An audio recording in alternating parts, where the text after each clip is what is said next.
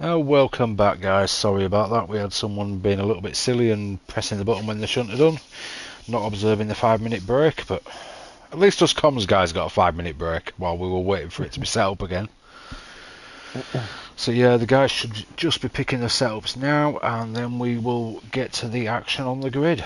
We'll go through the grid properly once formation lap starts, and then enjoy the action that ensues thereafter. If I recall correctly, I think this race will be about 35 laps. Pretty sure it's 70 laps for full Canada. Yeah, I think it's around that. I know it's one of the longer ones on lap count that we do. I mean, nothing's as long as Monaco. Although Well, surprisingly, sorry, go on. I'm surprised Jeddah isn't longer than what it is, because it's only 25 laps and the laps are very quick. Yeah, I did enjoy that race there the other night, to be honest. The rerun from the red flagged race at the beginning of the season. Yeah, because we had the tier 3 one as well, whereas all the other tiers had been done. I can't remember why it got red flagged. Was there a server issue that night or something? Yeah, I think there's something like that, or some sort of a weird game glitch of some sort. I can't quite remember, but I remember, yeah, it was. I think it was one of the first ones, wasn't it, from the game release and bug updates and whatnot. Yeah, I think it was just after an update and it caused a big issue. Right, so it's so they said in the chat it'll be a 3 minute break on the grid before the green light is given. So we're literally, what time is that? 35. So we should be about a minute away from I'm straight assuming into the that. formation lap, I would assume, yeah.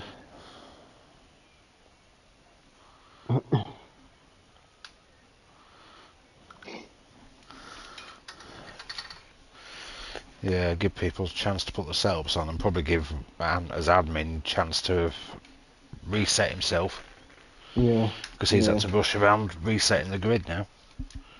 Oh, of course, yeah, because we've got to move it to the back end. We should make them start in the pits. Unfortunately, we don't have that option on the game. No, that'd be handy. We are Listen, Codemasters. a bit limited on the options at times. Yeah. Right, okay, we've got a green light by the looks of it. But then we still all pay ridiculous money for the game every year. Yeah, well, I don't go for the top edition, I must admit. I'm a bit tight like that. I just go for the standard, because in all fairness, other than playing it in the league, I don't really play it other than practice sessions. See, I don't play I'd the planned to do single career this player. time as well, and it just never worked out. Yeah, no, I don't do all that. I just, yeah, doesn't interest me. I would rather be playing against other people than against the AI on this computer, because you can stick your car in a certain position, can't you? Quite frankly, with the AI, and you know you'll get through, or they'll move out of the way. Part of it for me was Oh, wanting to just do it in like a race setting, get mm, used to how the tyre. It's not so much about the battle, it's about obviously learning at a full race distance. 100 practice laps on your own, and it's never the same, because nothing changes, does it? I can no, take the God, perfect no. line every lap. Yeah, you can become a bit sort of metronomic. Whereas, yeah, in the race you've got your fuel load, your tyre wear, dirty air from the cars in front. You know, all sorts to contend with. It's a constant change. Well, speaking of tyres, let's see what everybody's gone for. So Bergen, Smith and Kidd have gone hards, everybody else has gone mediums. And we'll just have a quick run through the grid of it. So we've got Agoni, Ant, Calvin, Saviour, Colin, Amar, Gabby Gabby, Bit, Lorpy, Bergen, Single Track, Baby Hornet, Smith, Kid Dynamite, Geke and Wumax, who's been demoted to the back for being a silly boy and pressing the button. I mean, it's happened to the best of them. Kid Dynamite's done it. That was recently, wasn't it? He was one of the first to do it. Red Cat Rambo's done it. That was a fairly recent one. I genuinely thought I did it by accident once when I was pressing the PS button to set the, or not the PS, the share button to set the recorder. And I think somebody had pressed it at the same time as I'd pressed the button to record, and I genuinely panicked that my record button had set it in motion. It's always a pain when that happens. I hate touching any buttons during that period. It's like I'm even wary about adjusting my fuel load, because you come out of that and automatically want to press X, and it's like no, don't press it. I have to think, I think the grid is now formed, so we should start getting some lights. There we go, Gunny on the right and on the left.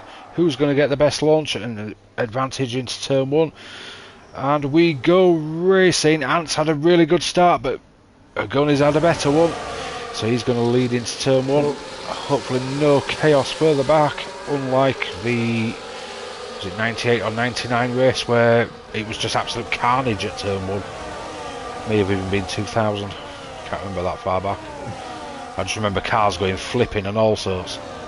The race got red flagged twice. I remember that much. But it's all pretty status quo. Oh, Calvin's had a pretty decent start. Sabia's had a bit of a moment. He's lost a couple of positions there. Yeah, he lost the back end a little bit, I think. I caught him coming out of turn 4. So here we go. Changes on the first lap. Collins up 1, Sabia's down 1, Gabby's up 1, Amar's down 1, Lorpy, Bergen and Single Track and Baby Hornet are all at 1. Bits down 4, Kids up 2 now. Up 1. That's him and Bitter keep swapping positions. Womax is up 2, Smith's down 2 and Gekke's down 1. So it's all fairly going alright. Everybody's pretty much made it round the first lap, which is always a good start to a race. Gurney obviously flexing his muscles on the first lap, although he's not really dropped Ant. There's only half a second in it, which means Ant will have DRS, and both of them are flashing like crazy. So they've both been hammering that ERS button. Ergens is coming out of the pits. Oh, never a good start that. Did he have a wing change or something? I didn't see it. I caught it at the last minute, but it looks like it was a standard sort of pit. It's gone for a set of mediums again, so... I wonder if there was a wing change or something. I wonder if it's a wing change required and the game hasn't changed it, because he's not lost a massive amount. I can't see anything. The end plates look in place, so... They do, yeah. I wonder if it's one of them where he's had a little bit of contact, thought he's probably broken something because the MFD's popped up and it actually hasn't. Yeah. Or it's like a crack and it gives you that slight tinge on the dial. I had it at Monaco. I was having a bit of a battle with Bergen, clipped the wall slightly, so I dived into the pits. They didn't touch my wing and I ended up finishing the race with the same wing anyway. And didn't fully damage it till the last lap. It's like, well, I just lost myself 20 odd seconds by pitting and put myself further back. No. But your first instinct is to just dive into that pit lane, especially as the moment was coming out of Rascasse, so I was right on the entrance to the pits. Oh, handy. So I just dived in. Oh, he's gone back in again. What's going on? Front wing. They are changing his wing this time. So he must have some kind of damage that we can't see. Agoni and Ant and forced it. Agoni and Ant are absolutely hammering tongs with each other going round here. They've dropped Calvi by 1.2 seconds and they're just not giving up with each other. No. I mean, it's good to see Agoni being put under pressure for once. Yeah, indeed. It's normally he gets it too easy, does it, Agoni? I know he's good, but he's getting too much of an easy ride. It's not good. That's it. And I don't know what setups they've got, but I mean, Ant gained a huge amount of incoming. I know it's a long straight and there's DRS, but there's a massive gain at the end of that straight though.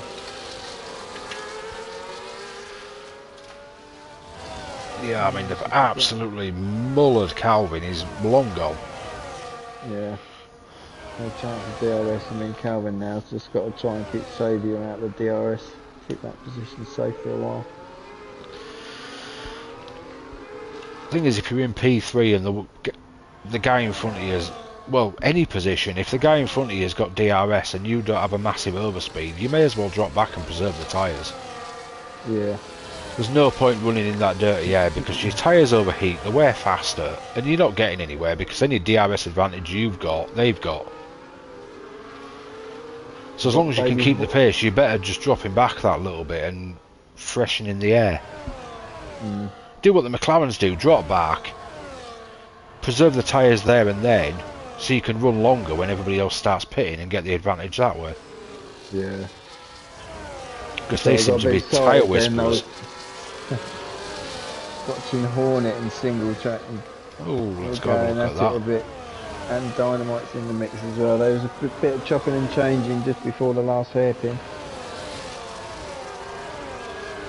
Ooh, a couple of time penalties popping up for Gecke and Smith. You know, there's a track is between the white lines, boys. It's that first chicane and the last chicane.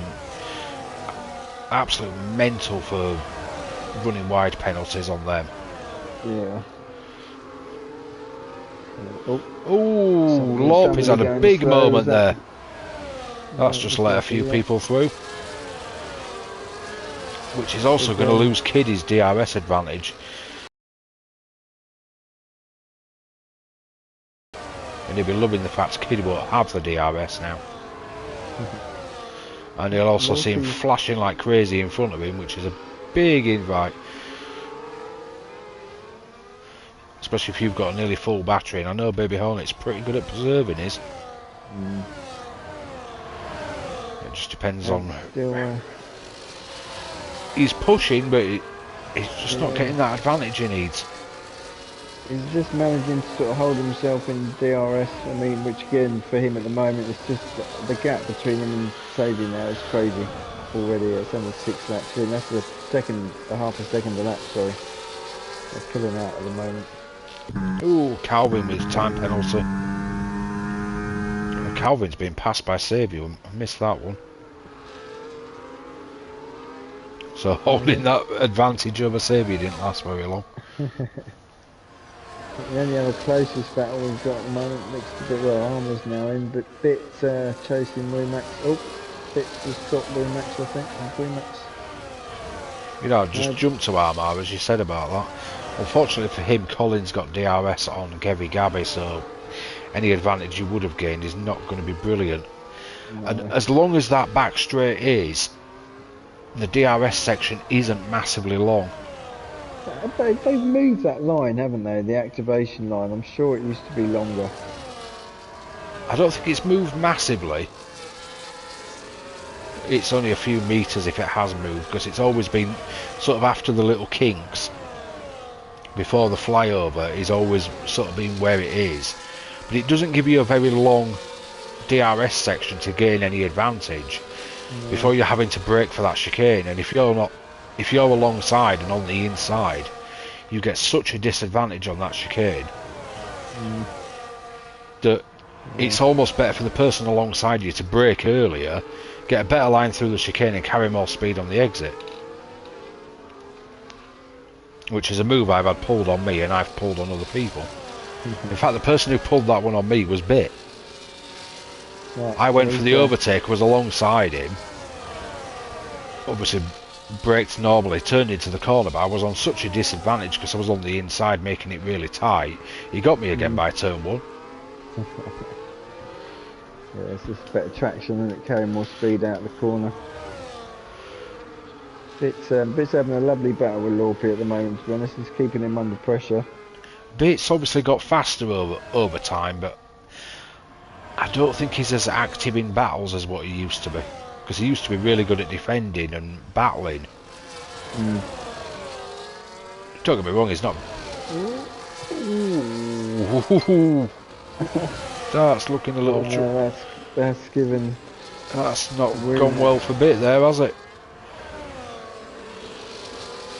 Oh, I think he's managed to hold single track off. Yeah, he got a big tank slapper coming out of the hairpin there. Or the chicane as well. But yeah,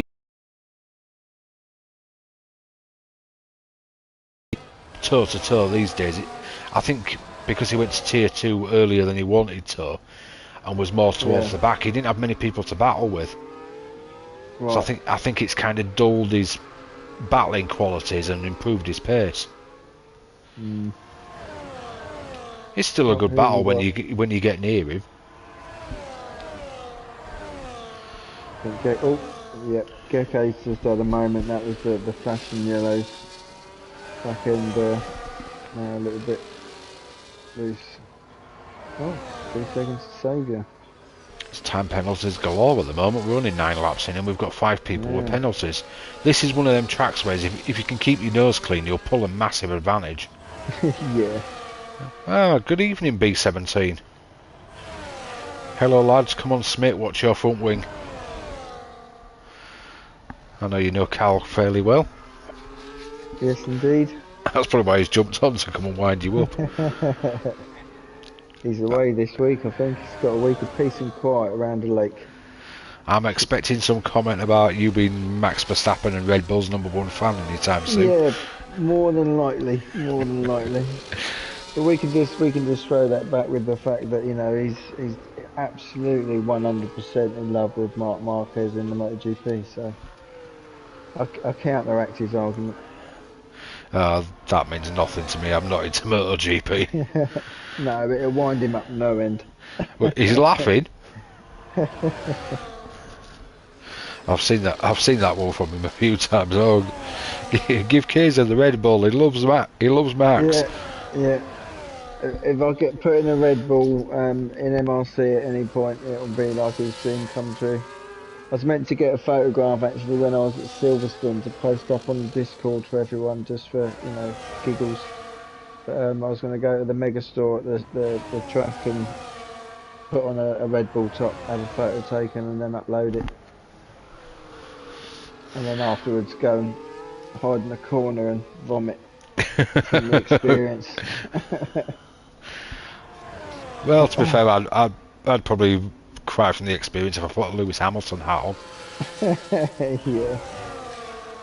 Yeah, each to their own. Each to their own. Don't get me wrong, appreciate his talent, I'm just not a fan of the person. Yeah. It's more what it is. I think he's very Marmite, isn't he, really? Yeah, you either love him or you hate him. He's an amazing talent though, you can't take that away from him. Yeah, best of the era. I'll make sure I say era, like not of all time or anything, because, you know, that seems to gripe people and what have you, but... Yeah, that's the biggest argument going, and the best responses of the era, because how can you compare the likes of Senna, Mansell, Hakkinen, Schumacher, Alonso, Vettel, and then Hamilton? You can't compare them, really, because they all haven't raced at the same time in the same machinery. Yeah, exactly. Obviously, very different machinery. You know, very Alonso different. has raced against Schumacher and Hamilton, obviously, but it's slight different eras because it was a technical change in 2005 that meant Alonso got his advantage and was doing better. And then by the time he actually got a fairly, well, even a half decent car again, it's too late for him really. He's in his 40s now. Yeah. Which isn't optimal for a racing driver. I think even Lewis is starting to get towards the end of his career now. I mean, I think he's 7 days, 9 days or something older than me. And I know I feel it every morning. I don't think I'd want to go jump in a race car and fly around for 90 minutes and then fly to another location, do all the grueling training, all the testing and racing again. Doing this week in, week out, it must be grueling on the body. Yeah, I mean, you know, again, it's like you say, oh, I do it for love, you know, I love motorsport, but yeah, turning up at the weekend and racing around the track's got to be a load of fun, but all the garb that goes in between it all, yeah, total nightmare. No kind of life essentially outside of the F1. Not hugely. Who's it recently was talking about being lonely as a driver?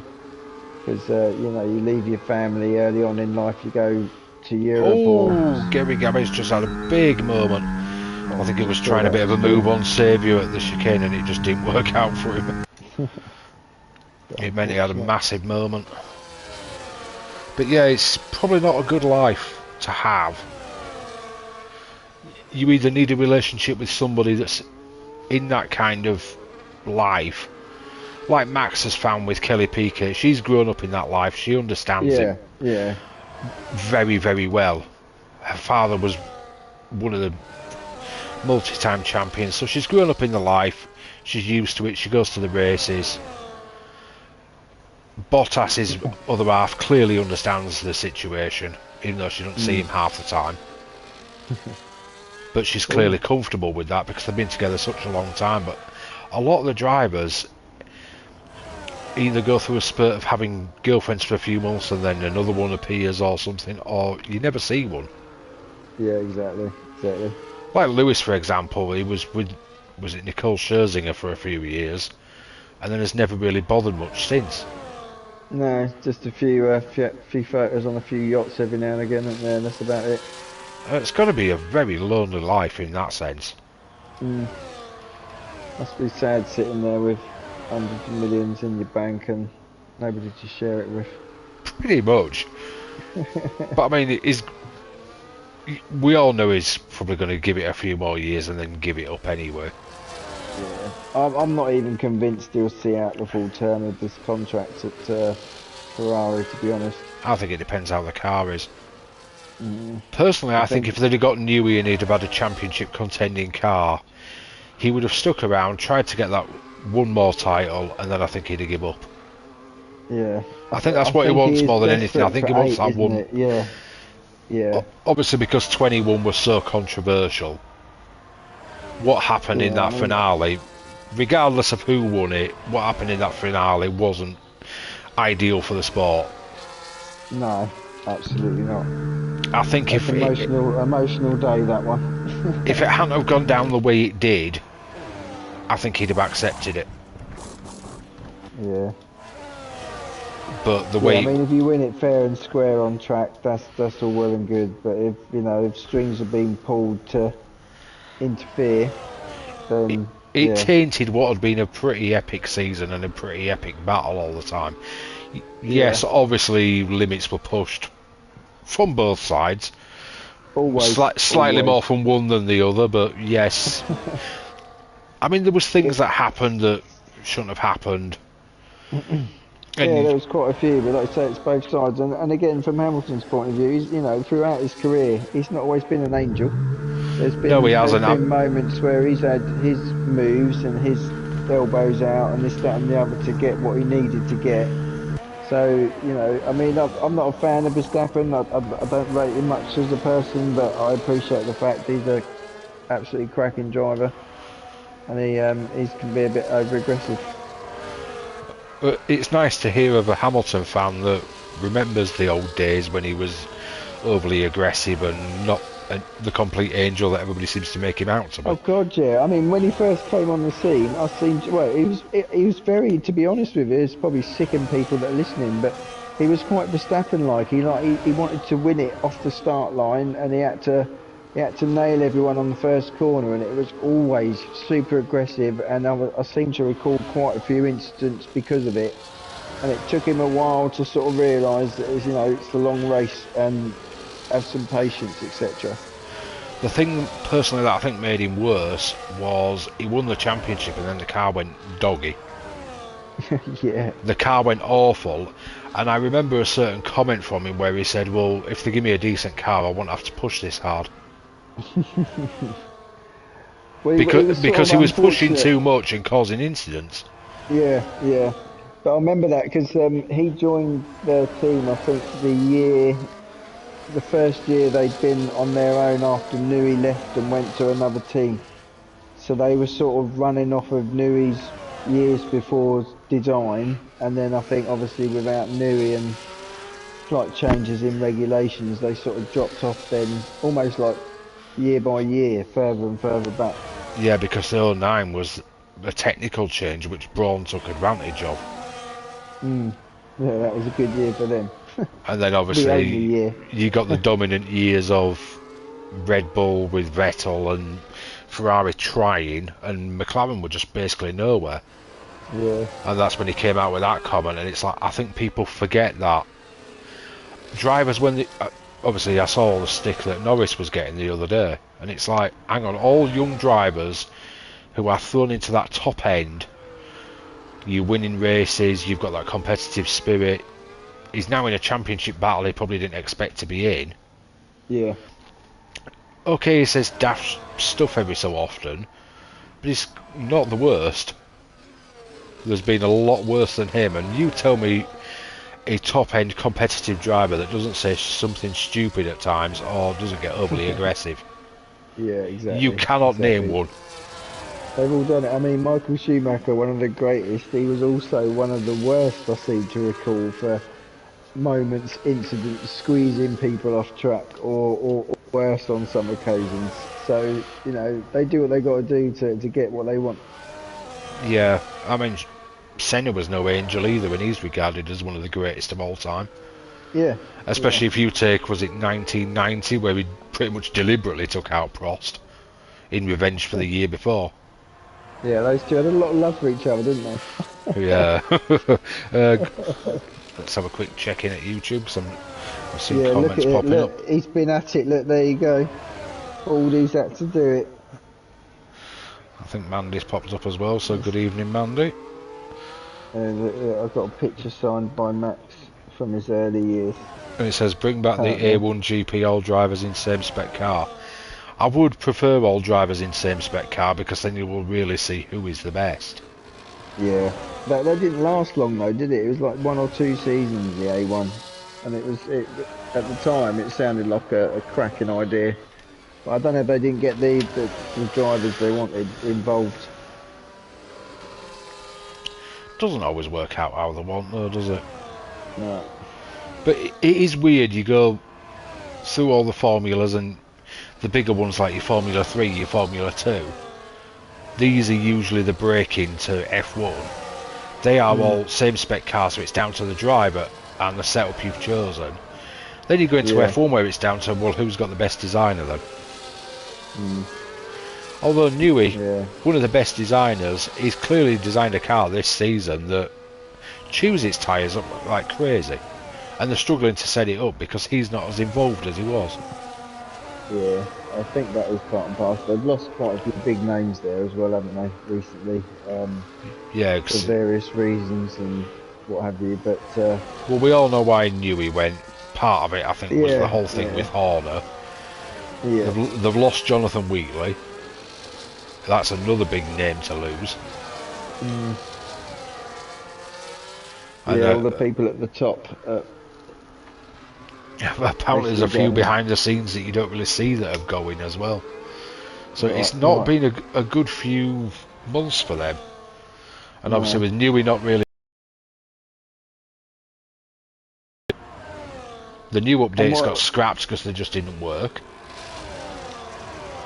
What are your thoughts on this this braking system that apparently, or allegedly should I say, on the car but then asked to be taken off? And apparently that happened around Miami-ish, and then since then the car's not performed, apparently because of the braking system now being different. It's understeer or oversteer in the corners, can't remember which. Well, I think your proof is kind of in the results.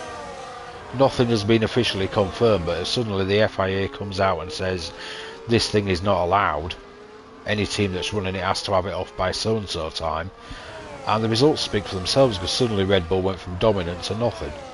Yeah. I mean, even Mercedes have entered the mix. Yeah, I must admit I wasn't expecting that. Not I mean, at all. I don't think they're going to finish particularly high, but you know, I think they've done well to improve the way they have. Personally, I want a Norris championship, but whether I'll get it or not is a different matter. Yeah, I think that's going to be a bit of squeeze, that one. Yeah, 70 points is a big gap to pull out. His biggest one that he needs to take mega advantage of is Singapore, because historically in the ground effect era, Red Bull's been shocking there. Yeah. So he needs to win that with Max not doing a lot. He's got to win literally every single race and if Max finishes second every single race, not including possibility of fastest lap or another sprint or whatever, or a DNF, he would be 1 point behind Verstappen at the end of the season as it stands at the moment. Yeah, even if they do 1-2s, he can't actually win it. But No. Singapore is his biggest chance to take a big chunk out of it. Yeah. Because Well, I think, that Red Bull's already on an extra engine, and there's no way that engine's going to make it until the end of the season now, even with chopping and changing them around. So I'm pretty sure they're going to have to take another grid drop at some point in the not too distant future. unfortunately, that penalty didn't really work out too well in McLaren's favour, did it? With the Mercedes absolutely spanking it that day, Norris not having the best of days. Yeah. It does make you wonder, though, are McLaren going to regret Hungary? Yeah, that was definitely an odd one. I think we can understand that. We were watching it at home, and I know I think Hungary. Yeah, we watched that actually at Silverstone. That was a bit of a weird one, but yeah, that was a strange move. Definitely a strange move. Morally, it was the right thing to do. I will say that morally it was the right thing to do, because they pitted Norris early to avoid the undercut, but promised Piastri he would be given the position back. Yeah. So yeah. morally it was the right thing to do. In terms of the championship, I'm not sure it was. No, I didn't get that. I mean, again, like you say, it's trying to keep everyone happy and honour your word that you made before the start of the race. And I get they put a strategy in place and everything at the beginning. But I think that needs to be replaced with right, this is our strategy, but if something changes, the strategy goes out and we make a decision on the fly. And if somebody loses out because of that, then we'll look to regain it at another race further down the line. I think now they need to turn around and go, right, Norris is our potential champion, all focus is on getting him the wins. Yeah. And Piastri plays backup, basically. If they can start pulling off 1-2s in the McLaren camp, that will help hinder the Red Bulls. Yeah, I think the Red Bull definitely going to lose the constructors. I haven't got any doubt in my mind. No, I've no that. doubt about that one. I think the constructors gone, is yeah. going to the papayas. Yeah. I'd like the drivers one to go with it, but yeah. No, I mean, obviously I'm a Hamilton fan, but I still sort of follow McLaren because of that's where Hamilton started out in the first place. Oh, somebody's been round. But yeah, to see another Brit obviously in the fight is great, absolutely great. So Norris is like my second. I mean, I felt sorry for George at Belgium as well. Yeah, see, I found that hard because I'm not really a George fan. Don't know why. This doesn't. I don't know. I think he seems to come across to me as just too media trained and just says what he should say on camera, and there's never any real personality there. Yeah, I get that, but it's still an awful way to lose a win. Oh no, yeah, absolutely. When it's been a decision between him and the team to go for that one stopper, he wins the race on it, and then it turns out his car's underweight. Yeah. It's crazy to think, because it was saying it was mostly down to the tyre wear, weren't they? And obviously a bit of extra weight from him or something like that. But you think with all the tech and everything they've got, they must have known in the first instance, right, well, his tyres are going to use this much if we carry on for this long. Yeah, So, obviously they planned for a two-stopper and weighted the car for a two-stopper. What they should have done is been calculating, can we do a one-stopper and still have a legal car? Which is, I think, why they tried leaving fuel in it. And then the FIA picked up on it and drained the last of the fuel, which put it underweight. Yeah, that was a good attempt by them. I thought a nice little, we'll just leave a couple of extra kilos in here. We get away with it. Oh no, sorry. Right, yeah, we've been found out. Okay, we'll take the penalty. Yeah, that ain't working, is it? And then Toto's having to apologise to George. Yeah. But he's got no choice, because the future of the team lies with George now. That's it. I mean, that Kimi, I don't know if you've seen anything, but he was fairly quick today initially, but put himself in the wall, unfortunately. Yeah, that didn't end well for him, did it? No, it's a bit of a shame. You know, I do feel for him because he's obviously it's a great opportunity and all that. And I know I think he's tested some of the older versions of the car and whatnot, but yeah, this was like a home thing for him today, wasn't it? And show his worth and test his mettle. And I think he did some purple sectors. I don't know how soon he was out on the track compared to everyone else, but yeah, a bit of a shame. Yeah, it was. I obviously wasn't watching it because I was at work. Saw it on Facebook just after he'd crashed. It were like red flag out because he's put it in a wall. Oh, that's not going to do him any favours. No. I saw some post there and he said to Toto that he was just following the safety car. Yeah, I can't So, believe Bert actually put the blooming car in the wall. yeah, I've that never was, ever seen the safety car crash. I don't know, I'm sure they're going to come out and say there was a problem with the brakes because that rear end just snapped, didn't it, all of a sudden. I mean, I know he's braking hard into that chicane, but it just sort of snapped and then yeah, the fishtail started happening and that was it.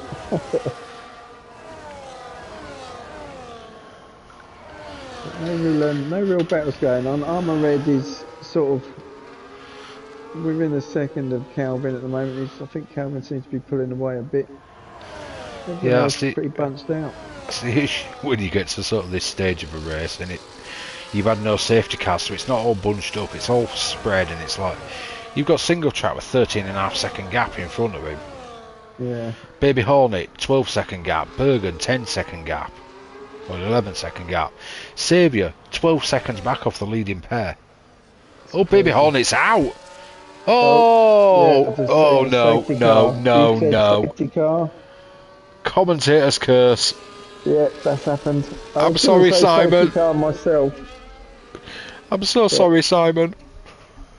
that's Oh no.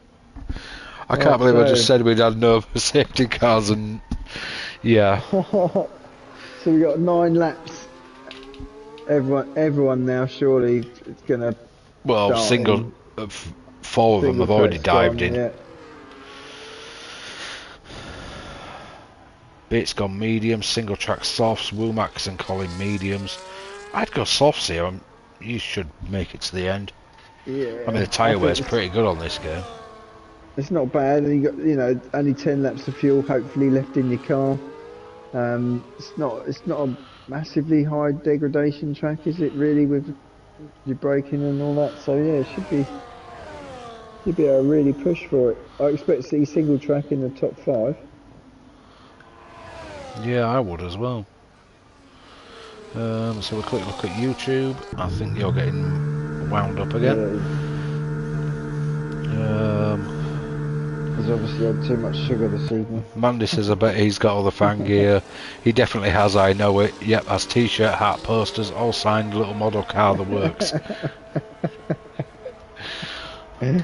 Oh dear. I know you've got some model cars, and there might be Lego cars, but I know you've got them. Yeah. You've got the McLaren and the Mercedes, haven't you? Yeah. They're not necessarily mine, to be perfectly honest. They're on display and all that, but they're presents that I got for the missus for Christmas and birthday and whatnot. She just decided she wanted to build it. But yeah, we're both Mercedes supporters and probably, like I say, probably McLaren as well, secondary. Well, obviously, as you know, I've got the McLaren one. I haven't built it yet, but I'm looking at getting the Mercedes as well. In my opinion, again, you'll see it yourself when you build them, but the Mercedes one looks like it's very similar, but they've changed some of the parts and tweaked a few bits, so it's got a bit more of a smoother looking finish overall compared to the McLaren, which I think was the first one they brought out. Yeah, the McLaren was 2022, the Mercedes was 2023. The rumour is Ferrari's going to be next. Yeah, I was just about to say I've heard that's happening, which is great for my wallet because I know the other half will want to get one of those as well because she also follows the club. Oh, I'll want the Ferrari one as well. Just because I'm a massive F1 fan more than anything. Well, yeah, I get it, but I'm just running out of space. I've got a whole room upstairs that we've got to move all this stuff into at some point and turn it into a bit of it's going to be my sim room eventually, but turn it into a bit of, you know, a motorsport room. Well, you know you And can obviously get. put all my Verstappen pictures up and, you know, display them proudly. There you go. Yeah, You yeah, know you that's can what get I'll do. 3D printed hooks to put these cars on the wall.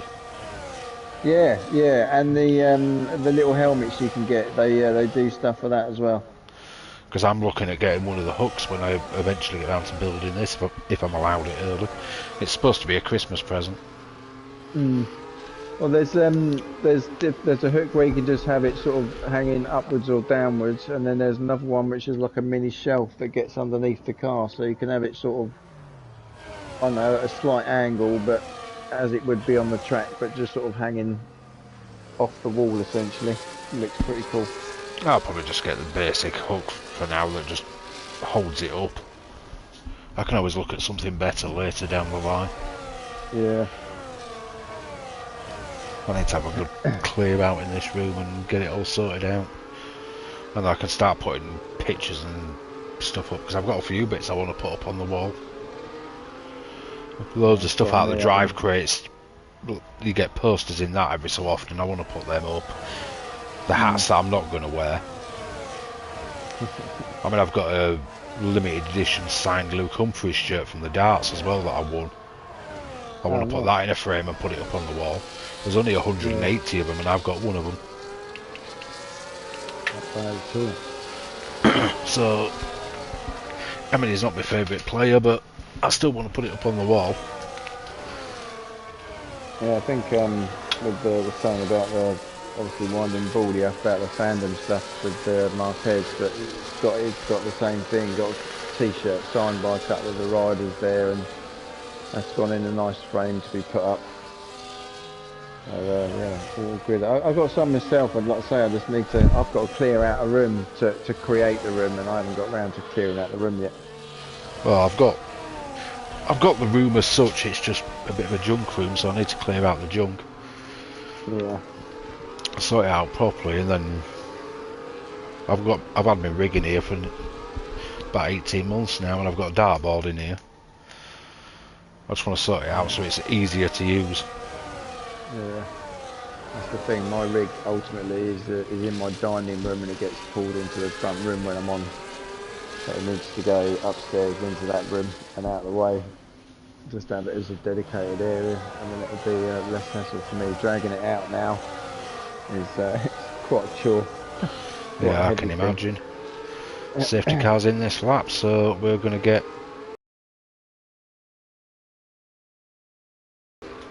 Get going.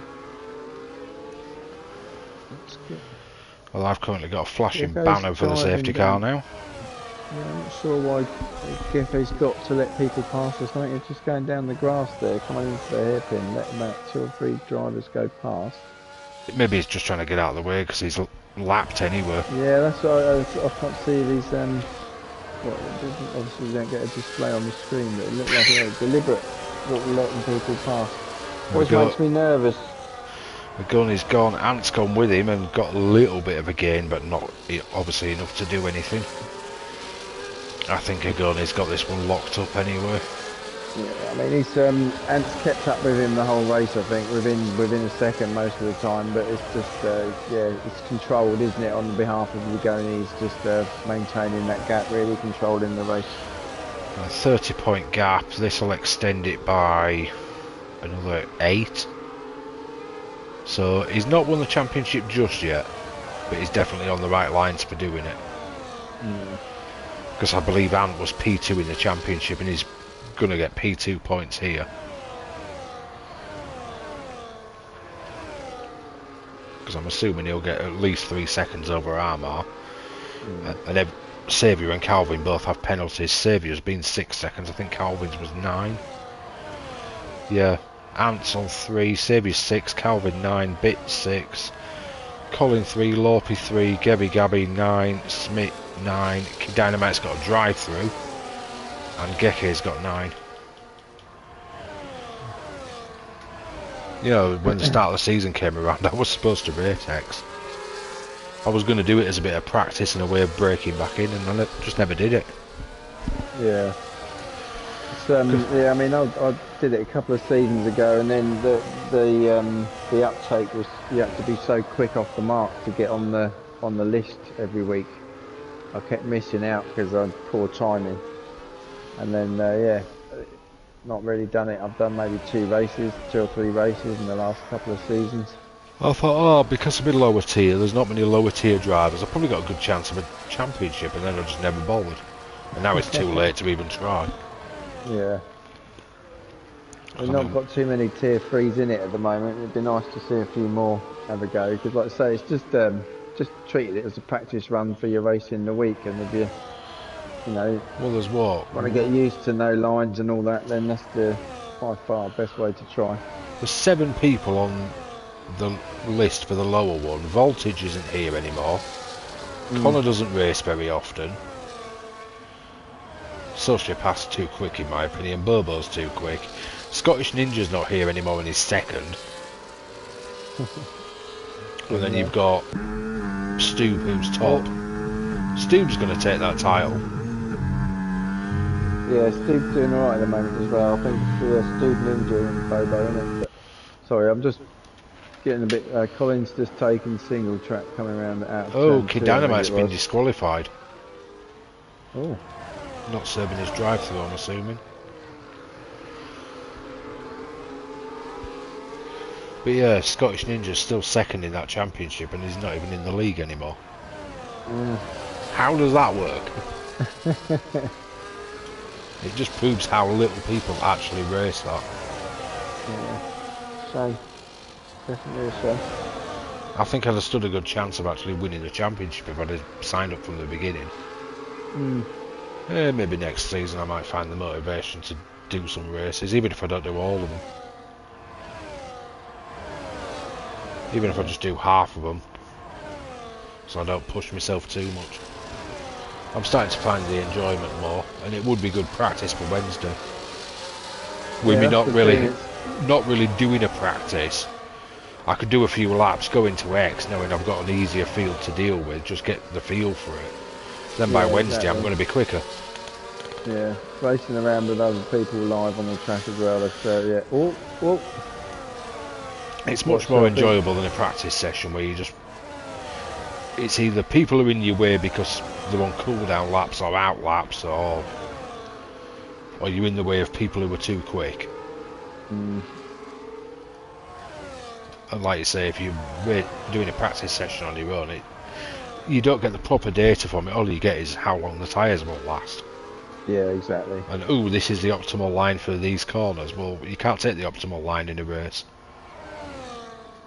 Especially not when you're 15th and further down on the on the I mean, if track. you're like Armar is at the Oh, moment, you're 4 seconds behind Carwin, 2 seconds ahead of Bait. You could take the optimal line all you want. sorry for that outburst. Gabby just had a bit of a moment coming around the hairpin. And I think 2 other cars, I think Bergen and Single Track, had to do some very good, very quick reactive avoidance.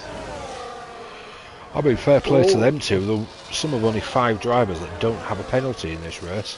Agoni, Armar, Woomax, Single Track and Bergen are the only ones with no penalties. So they could stand to gain some positions here. With the field being so clumped together, I know it's spread a little bit in places, but it is quite clumped around their area. They've got no penalties. Yeah. The ones ahead do in the fighting.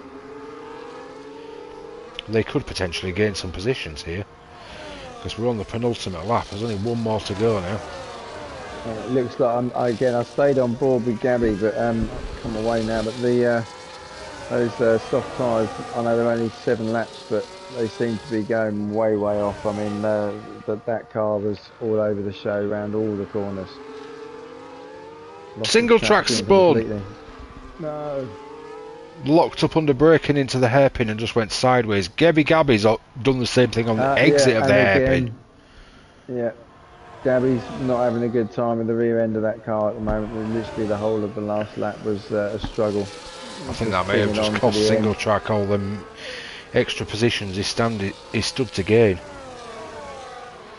Bergen could still gain out of it, so could Woomax though. And there we go, we are on the final lap I think Ant's finally given up and admitted that he's not going to catch a gurney. Yeah. Because this is some of the biggest we've seen in the gap all race. I'm just sitting on board at the minute myself, a single track just right on the back of Smith. So I'm sure there's going to be a move before the end of the lap. It's on the penalty. Oh, With single track, I can almost guarantee you give him a sniff of a door when he's through it. Oh, absolutely. Without hesitation. We'll jump on board with a gurney as he is going through the final chicane for the last time. Avoids the wall of champions and gives us a little weave on the way down the straight and takes P1. Ant will take P2, Saviour P3, Calvin P4. Armar's just coming up now for P5, which will be an effect. Nice result for He takes P4, Calvin goes 5, Colin 6, Bit 7th, Lorpy loses out, so we get Bergen 8, Wilmax 9, Lorpy 10, Single Track 11, Smith 12, Gabby will come home 13th because he's quite a chunk behind, unfortunately.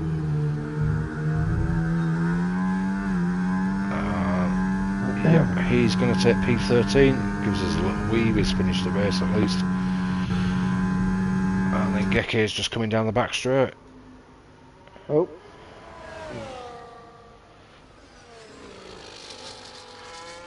There we go. Oh, and perfect timing, I can smell my food is ready. And my stomach's picking it up going, food.